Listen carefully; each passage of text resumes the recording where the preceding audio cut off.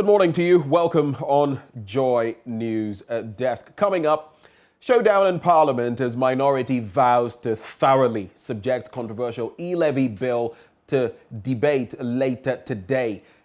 We'll hear from Haruna about the governing MPP. Is confident, though, that the bill will be approved just as the appropriation bill was passed last Friday. Well, the MPP defers proposed constitutional amendments to the National Executive Committee and the National Council to consider some issues emanating from yesterday's National Delegates Conference. We'll hear from some party members who left yesterday's Delegates Conference convinced that the decision will unite the party. And the Volta Regional Police has arrested 155 motorbike riders and 36 narcotic drug peddlers in parts of the Volta region in its fight against crime in the region ahead of Christmas. We have business and sports, all of that in this package. We call this Joy News Desk. My name is Benjamin Akaku. Let's settle for the details right after the break. Hello, my name is Nathaniel Atto. You can catch up with all the fun and inspiration on the Joy Sports link here on Joy 99.7 FM, together with all other shows over and over again. It's very simple. All you need to do is go to myjoyonline.com/podcast and relive all of those fun moments over and over again. Joy 99.7 FM, your radio for discerning listeners. Joy 99.7. On to our first story. And a showdown is expected in Parliament later today as MPs ready themselves to debate and approve the controversial E-levy bill. Already, the minority has served notice of what to come amid a strong indication to thoroughly subject the bill to scrutiny. The Finance Committee of Parliament, which was scheduled to deliberate on the levy, was forced to suspend its consideration last Friday to allow for broader consultations. The fate of the bill, which has sharply divided the House, will be determined today. Minority Leader Haruna Iddrisu, however, insists the NDC caucus remains committed to rejecting it. Haruna Iddrisu, meanwhile, has been sharing his thoughts. E-levy Monday fully. And E-levy means a lot to us and to the Ghanaian people. If you want E-levy, Monday, Tuesday, we are prepared for you. Full glare of the public, we debate it, we vote on it, and take a decision as appropriate. We debate the policy principles of it. We will tell Ghanaians where we stand, that we do not think that you are sensitive enough to proceed further with it.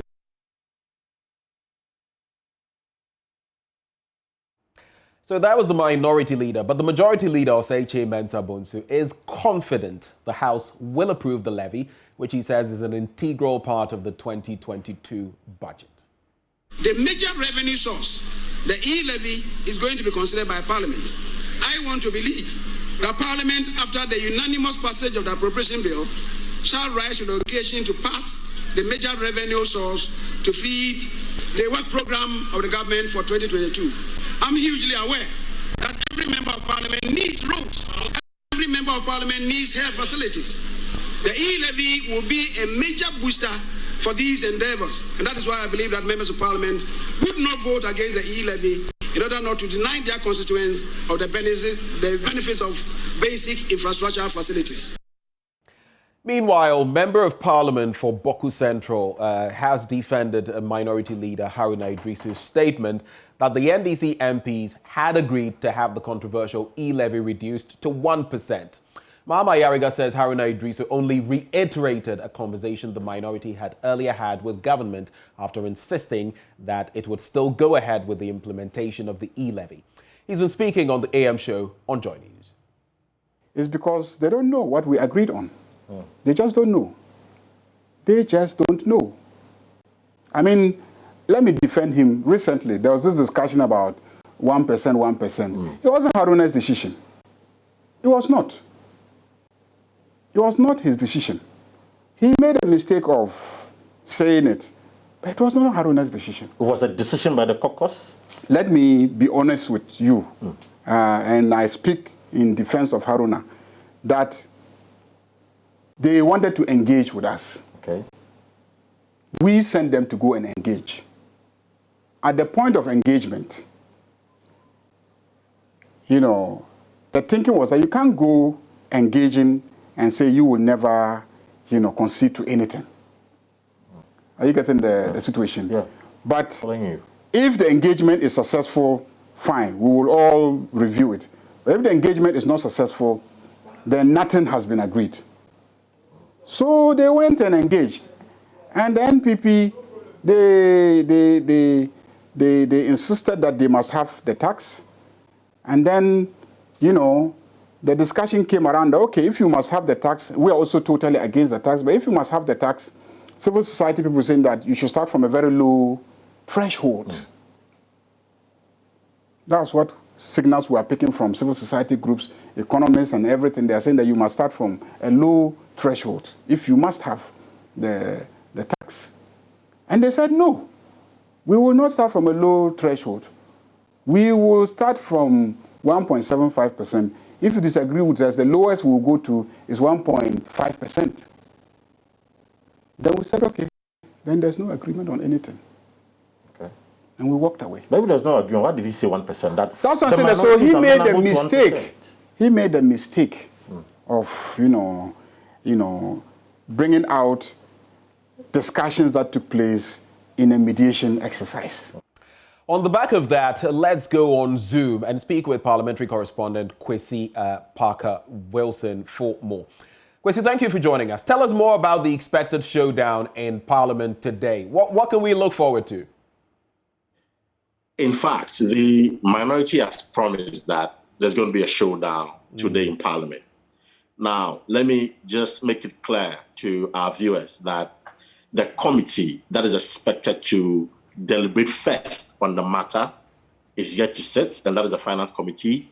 In fact, last Friday, they were forced to suspend sitting to allow for broader consultation. And Ben, you remember that the telcos had issued a statement indicating that they had reduced their charges to about 0.25%.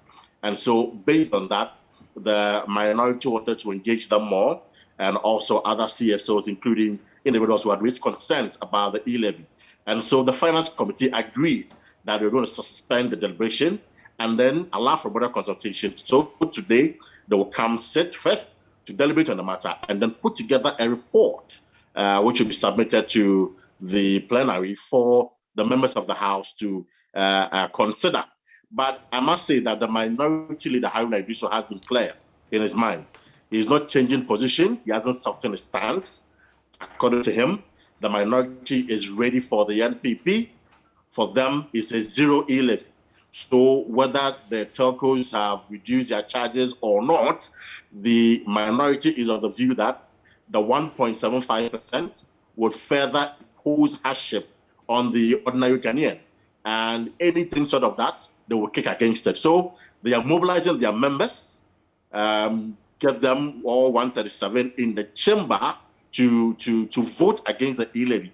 However, some of them have told me that the electorate or the citizenry should manage their expectations because they are 137 and the NPP is 138. Of course, 137 plus 1, meaning 138. So if they subject that controversial E-levy to a debate and subsequently to a vote and they lose, they want Ghanaians to know that they fought hard, but the numbers didn't help them. However, the majority is still convinced in his mind that they are going to ensure, just as they approved the appropriation bill, they will do same with the E-levy. So first of all, we'll start with the committee level. They are yet to meet. So when they meet, they'll put together a report and submit it to Parliament, where Parliament themselves will now have to decide whether to adopt the report or kick against it. But the minority is clear that they will kick against the E-levy. Okay, right before you take leave of us, Parker, I know it's going to be a game of numbers, and now we have the Speaker of Parliament back, so the Member of Parliament for Bekwai, Joseph Osei-Wusu, can, take a seat in Parliament. Do you know whether there are any absentees or expected absentees? I mean, is Sarah Adwa-Safo, for example, Member of Parliament for Domi Kwabenya, is she still in town? Can the NPP count on those numbers so that if it goes to that vote, they will actually sail through? Yeah, so I can confirm to you that last Friday, I saw the Dominica Member of Parliament in the chamber. So she's in town. Well, today, Parliament's advertised 10 a.m. as the sitting time, but Parliament is yet to begin proceedings. However, there are some NPP MPs who journeyed to Kumasi for their annual delegate conference. We are not clear as to those who are on their way back to Accra and those who will not. But I've checked with the majority caucus. I'm told by the whip that they are whipping all their members. In spite of where you are, you have to make sure you are in Parliament today. And I must say that the minority said they were going to ensure that the E-levy goes through all the process, all the consideration stage, word for word, clause by clause, provision by provision. And so the NPP, if they do not have their numbers in the House, the minority obviously will win the day. And mind you, if there is a tie, the E-levy itself will be lost. And so it is just a game of numbers, and it's +1 or -1. So if you have one vote than your opponent, you've won. If it is a tie, you've lost. If, again, your opponent has more votes than you, you've lost. So the NPP would have to ensure that all their 137 members are in Parliament, including their former MP, who is now independent candidate, who is working with the NPP. So for now, I cannot say for a fact whether all their members will be in the chamber, but I know that the whip has called all the 137 members of the NPP to ensure that they avail themselves today for the proceeding, because they don't want the minority to spring a surprise on them. And so if they have all the numbers in the chamber, they'll be able to push through with the E-levy just as they did with the appropriation. But the minority has made the point that, the appropriation gives you about over 40 billion Ghana cedis. What will 7 billion Ghana cedis do to you? Why don't you abandon that and then allow government to continue with this business and then generate the projected revenue of about 40 billion, which has been approved by Parliament for you for the year 2022? Why so fixated on the E-levy? But I'm sure yesterday you heard the majority leader when he was addressing some delegates in Kumasi that every member of Parliament needs roads, they need health facilities, educational facilities, and it is the E-levy that is the solution to all of this problem. So without the E-levy, it appears that development in this country may stagnate if Parliament doesn't go ahead to approve the E-levy. Well, it looks like it's going to be a very interesting day in Parliament. And Parkwesi, we're going to be with you all through. Thank you for bringing us the scoop. And that's my colleague, Parkwesi Parker Wilson, our parliamentary correspondent. Now, some members of the New Patriotic Party believe deferring the party's constitutional amendment will help unite the party. They say various proponents of the motions will get the chance to further defend their stance. Such opportunity, they believe, will help prevent proponents from being disgruntled. Nanaya Ojima was at the National Delegates Conference of the party and filed this report. Out of the 91 motions received by the NPP Constitution Review Committee, over 40 of them were rejected by the committee. But the party's conference moved a motion for the proposals to go back to the consideration stage. Same Awuku is party organizer. We wanted the national conference, the National Delegate Conference, to give us the permission to go back to NEC so we can discuss the various proposals with NEC and then move to National Council for National Council to also approve. Then later we can come for ratification. So it's not that it didn't happen, it did, but we moved the motion. Member of the committee, Dindyong Pemka, explains the committee will fine-tune the proposals received for the party's decision-making body to consider. Actually, in the motion paper, did not mean that we recommended all of them. But remember, the conference has the highest authority in matters like this. So we brought all of them. We were supposed to read them to conference, and the decision was going to be taken. But because of the overwhelming numbers, as I did indicate, conference has mandated us to go back and fine-tune it and present to National Executive Committee and National Council for final and conclusive determination and report back to conference. So now, are you going back to all the 91 or the 54 that went through? Well, when we get back, our mandate, as of now, will be actuated by what National Executive Committee and National Council will tell us. Then we will fine-tune it and present it to them. And remember that National Executive Committee and subsequently National Council are very high decision-making bodies that have been mandated by conference. And when we do the presentation, whatever is accepted, we'll bring it back to conference for ratification. Some delegates present at the conference believe the decision taken is necessary to meeting the party's aspiration in cohesion. The proposal that has been postponed is a good thing that will happen to our party. It will give way for broader consultation, broader engagement. The issues will be ironed out. Those who do not understand some of the nitty-gritty of the proposals, such people will have to be invited to defend why they think such proposals are necessary for the party. You know, we will have to stand united to be able to break the 8. This calls for unity. Everybody must get involved so that we can actually break the 8. For Joy News, Nanaya Ojima, Kumasi. From the MPP Delegates Conference in Kumasi, let's go to the Volta region, where the Regional Police Command has arrested a total of 115 motorbike riders and 36 narcotics peddlers. The suspects were rounded up in a swoop conducted by the command in Akachi, Aflao, and Ketu South municipalities of the region. The command says it is currently screening and investigating the suspects for possible prosecution. Volta Regional Police PRO Ifiatenge says the exercise is part of efforts to ensure a safe and secure atmosphere for the Christmas celebration in the region. The Volta Regional Police Command, as part of its effort to sanitize the system ahead of the Christmas festivity, have embarked on a massive operation within Akachi and Aplao. And first of all, the operation was to check incidents of lawlessness, narcotic peddling, and also abuse of motorcycles within our area of operation.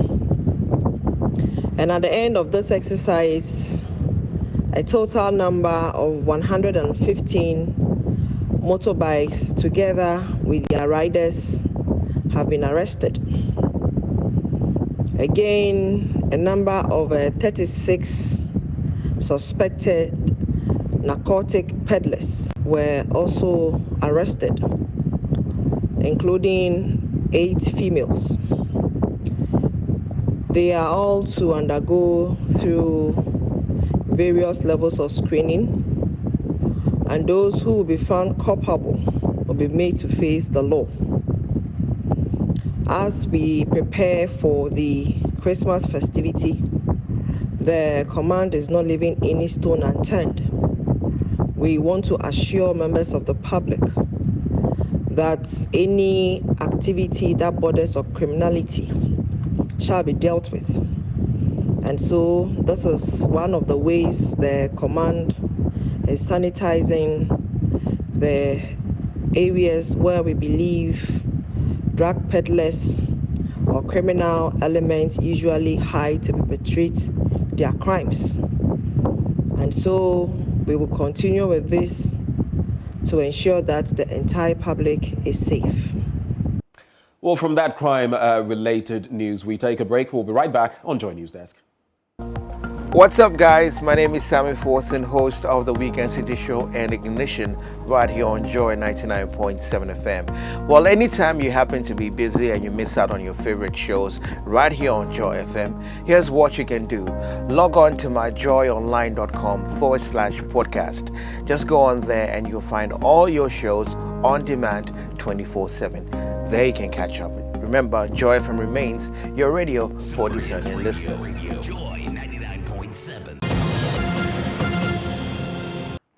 Welcome back on Joy News Desk. Now, the construction of the Pwalugu multipurpose dam is about to begin. This comes after the completion of feasibility studies as well as an environmental and social impact assessment. Despite the projected positive impact, there are, however, concerns regarding the transparency of the cost involved. Though estimated to cost nearly $1 billion, the public is yet to know what accounts for the cost, what projects are being covered, how the construction is sequenced, and the timelines.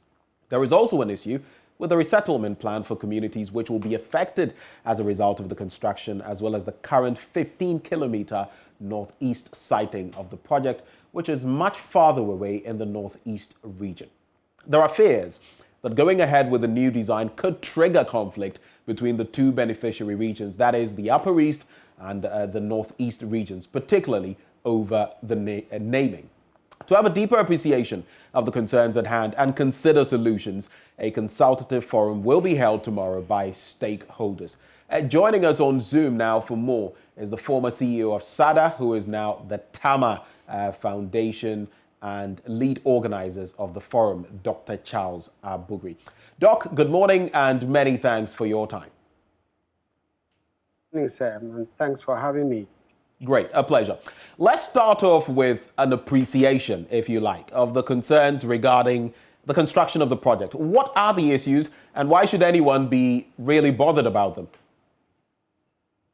Well, okay, so before we start with the issues, let me just acknowledge the government and the President Nana Akufo-Addo and his team for the bold step they took into committing to construct the dam. I mean, it is potentially game-changing. It's quite expensive, and it takes a very, it's a very, really bold public policy position the government took. And I think that has first to be acknowledged.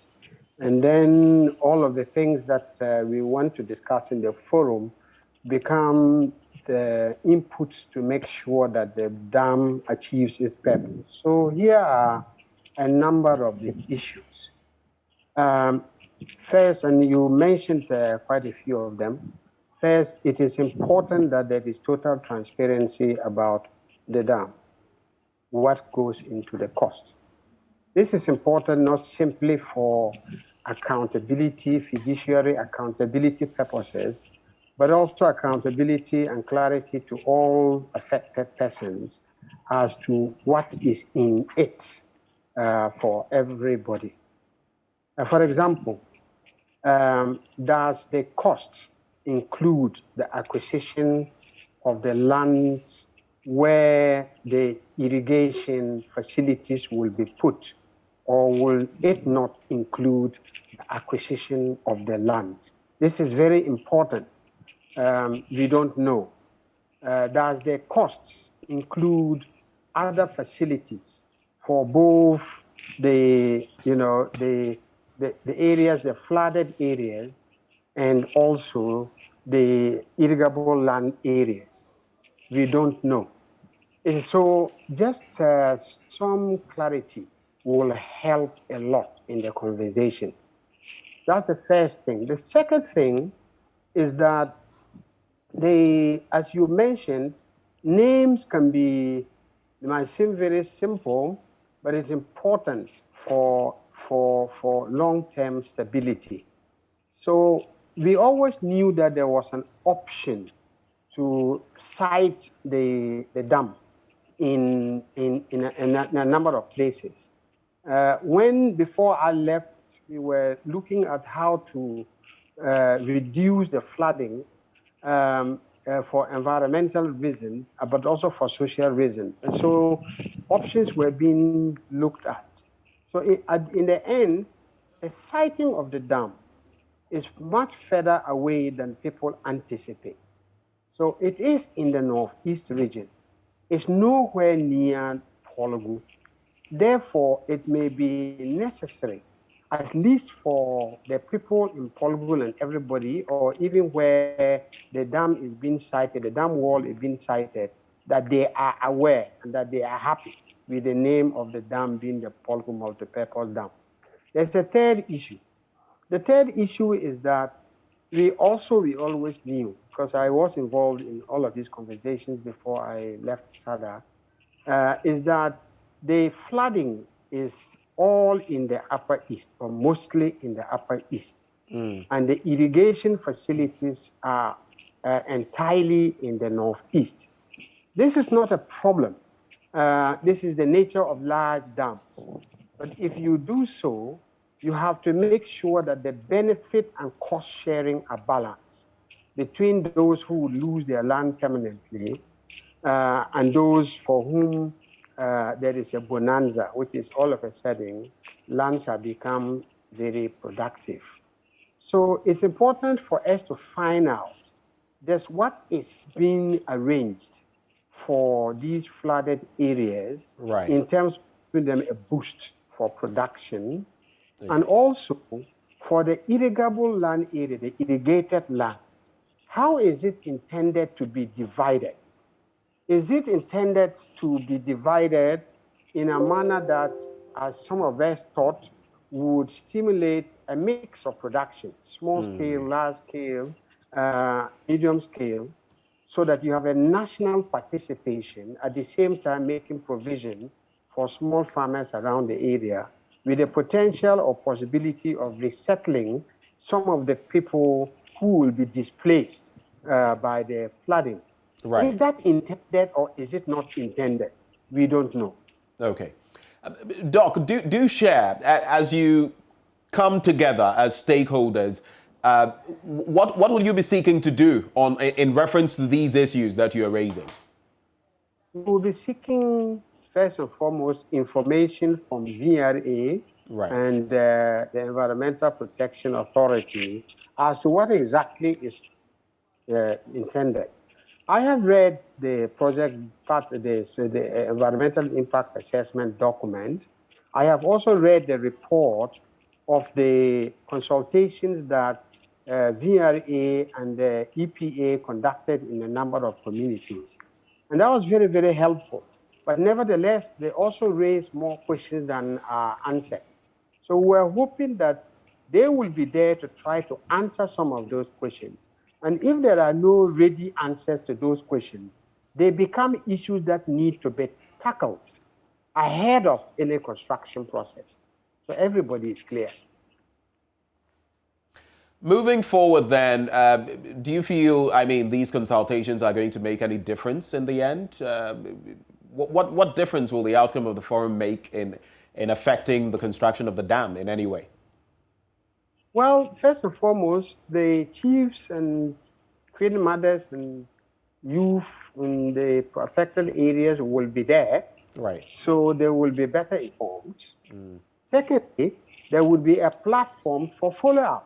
Right. So that we have the structured conversations with the authorities to make sure that this process is managed in a manner that not only brings development but sustains the long-term peace and the peaceful coexistence between and among communities. So we definitely intend to build on the forum for follow-ups. We are told by the VRA that the first range of consultations would lead to a revision of the social, economic, and environmental impact assessment document. So hopefully, this consultation provides information that will be useful to the authorities, VRA, EPA, and the government broadly, to factor in some of the issues that would have come out from the consultation tomorrow. Well, Dr. Abugri, thank you so much for joining us, and we wish you the best as you engage in these deliberations. Dr. Charles Abugri there, a former CEO of SADA, and together with the stakeholders, of course.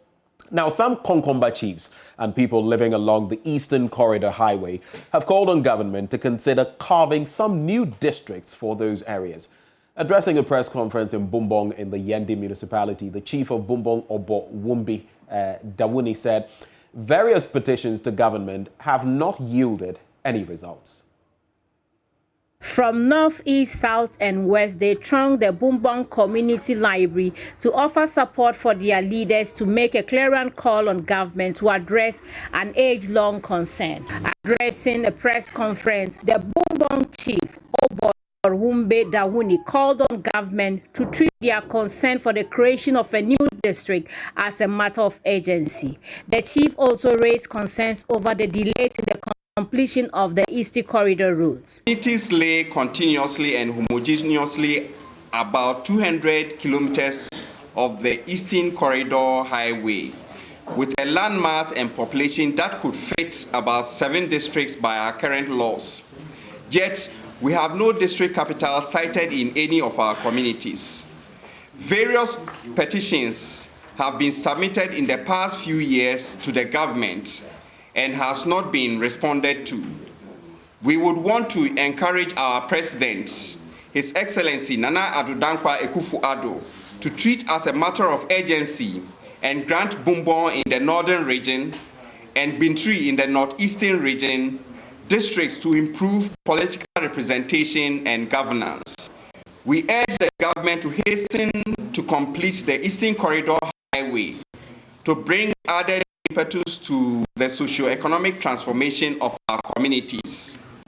The simple reason that the momentum of the project has been curbed has withheld enormous growth to our communities and the country as a whole. We take this opportunity to remind our President the urgency with which this is needed to be done to turn the fortunes of those in this area around. So those were some Konkomba chiefs calling for new districts to be created for them. It is a season of sharing love, and 10-year-old author Nicholas Boama is making sure he does not enjoy alone. Through his non-profit Books Without Borders, Nicholas has given the National Health Insurance Scheme 9,000 cedis for the registration and renewal of NHIA cards for about 1,500 children. Nicholas explains the initiative is expected to ensure children across the country have equal access to healthcare. Chief Executive Officer of the NHIA, Dr. Lydia Janiselbi, was hopeful the gesture would be replicated to ensure the beneficiaries continue to receive better treatment. So on behalf of my nonprofit, Books Without Borders, and Apunsu Media, I'd like to donate this check of 9,000 Ghana cedis to the NHIS to help pay for the registration and renewal of children's healthcare cards here in Ghana. So this is my Deputy Chief Finance. So I want him to be here to make sure he keeps good care of the money. Okay. Definitely. So Nicholas, we are so grateful. We'll make sure we renew for children. This is probably going to do around 1,500 children. Wow. And that is awesome of you. Give you the numbers of all the children renewed and which part of the countries they come from, so that you will have it as a record. So this will do 1,500 children. We are incredibly grateful. And on that very heartwarming note, we take a break. We'll return with business. Hi, this is Lexus Bill, host of Drive Time on Joy 99.7 FM. Listen, you don't have to worry if you miss Drive Time or Personality Profile. It's going to be live on our podcast page. Just log on to www.myjoyonline.com/podcast. You can listen to Drive Time, Personality Profile, and any other of your favorite shows on Joy FM on that page. You don't have to miss a show at all. Joy 99.7 FM, radio for discerning listeners. Hello everyone, welcome to Business. My name is Darryl Kwao. President of the American Chamber of Commerce Ghana, Aisha Bedwe Ibe, has pledged a further deepening of trade relations between U.S. businesses and their Ghanaian counterparts. Now, according to her, the Chamber has put measures in place for members to take advantage of the African Continental Free Trade Area to enhance their activities. She spoke to Joy Business at the commissioning of a new plush office of the Chamber at East Legon here in Accra.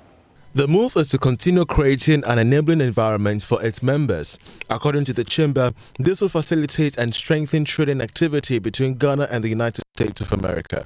Here's President of the Chamber. We're here today to open the new American Chamber of Commerce office in Ghana, which we've just opened today after 20 years at our old location down. We felt it was time to upgrade and step up to the level which we have grown to. So it was really important for us to make this statement and welcome our members, affiliates, and consultants and associates into this new space, which is the new American Chamber of Commerce office in East Legon. So as you know, American Chamber of Commerce in Ghana is all about building trade and relationships between Ghana and America. Now that we have this bigger and enlarged space, we're going to have a dedicated space for the AFCTA Resource Center, which is where we can analyze bills, bring our members together.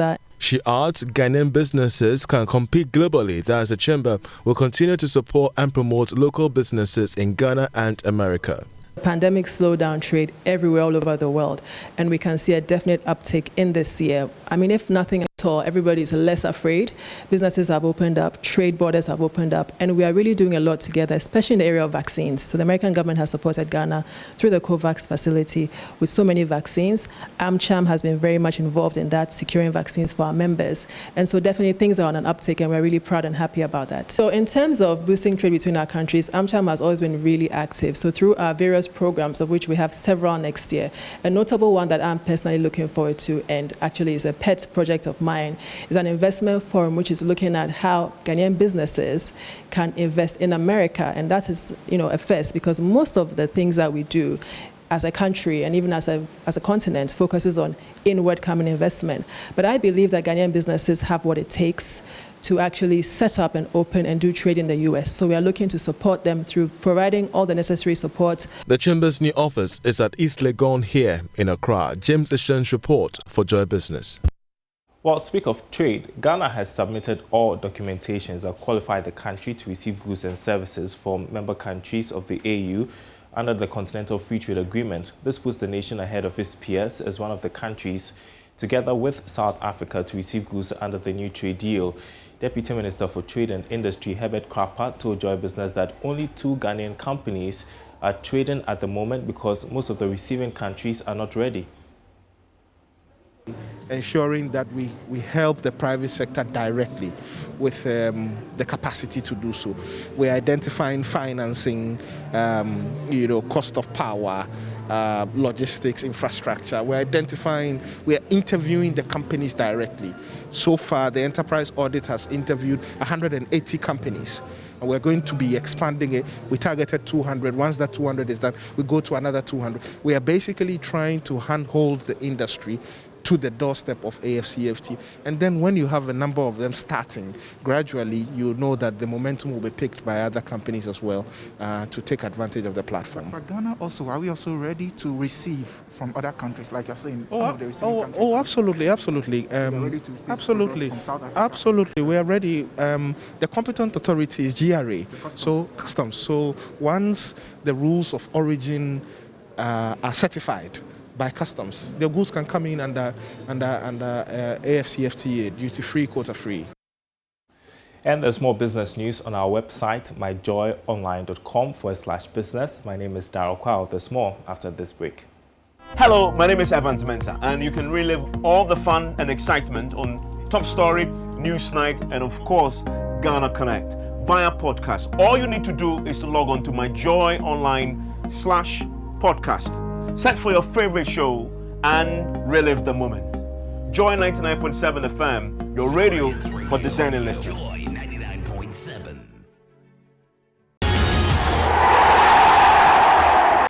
Thank you for staying. Let's get into some sports now. Over the weekend, quite a lot of action. We start with the Ghana Premier League, where Accra Hearts of Oak returned to winning ways, beating Accra Lions by 2-0-0.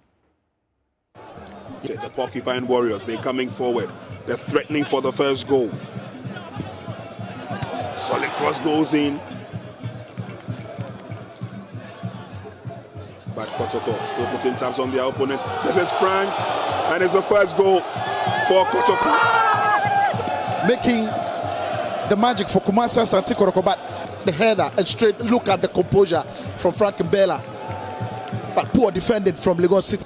Very, very rare to see him start again from the bench for Kotoko. Razak Abalora lost that completely, and Lagos Cities are back in the game. Brilliant header. Look at the cross. You expect him to deal with that ball, Razak Abalora, but a shade late from his line. Menun team.